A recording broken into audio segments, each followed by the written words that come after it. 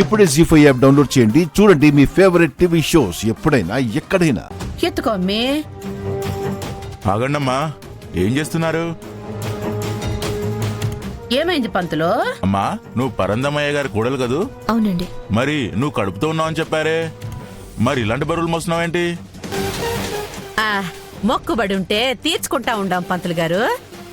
ఇలా కడుపుతో ఉన్న అమ్మాయి ఇలాంటి బరువులు మోయకూడదమ్మా.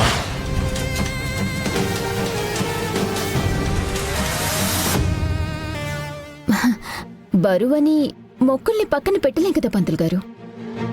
ఏం పక్కన పెట్టాల్సిన అవసరం లేదమ్మా. అమ్మాయి బరువెత్తకుండా ఇప్పుడే మొక్కు తీర్చుకోవచ్చు.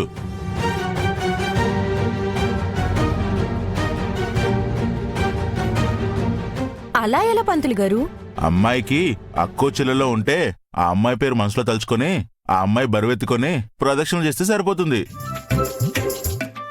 నేనా?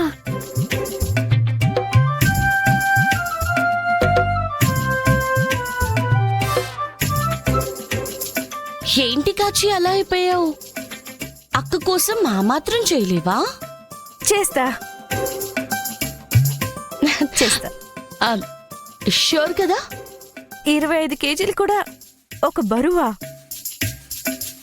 చెమట పట్టకుండా తిరిగేస్తా చూడు. మీరే చూస్తారుగా. ఇంకెందుకమ్మా ఆలస్యం? ఆ బరువు తీసి ఆమె నెత్తి మీద పెట్టండి. అలాగే. రా అత్తయ్యగారు, పట్టుకోండి అత్తయ్యగారు. నిషి హెల్ప్ చేయి.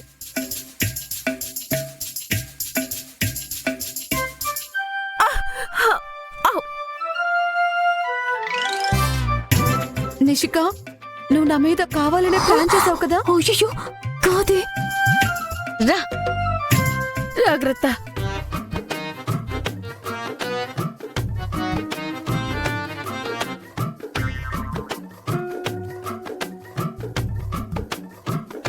అవును కాజీ, పట్టుపట్టి మరి ఇంకో 5 కేజీలు ఎక్స్ట్రా వేయించావు. వదిన గుర్తుపట్టదంటావా? మా అక్కేమైనా మూటలు మోసిందా బరువు తెలియడానికి? జాగ్రత్త. అయ్యో కాచి, మెల్లిగా.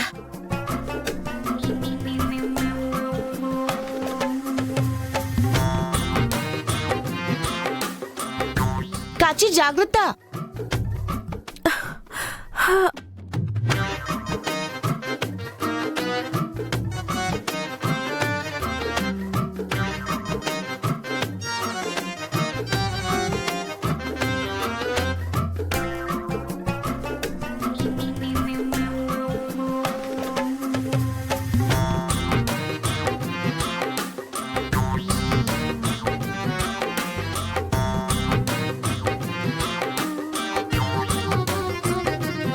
త్ర్యంబకం యజామహే సుగంధిం పుష్టివర్ధనం త్ర్యంబకాయదం నమః.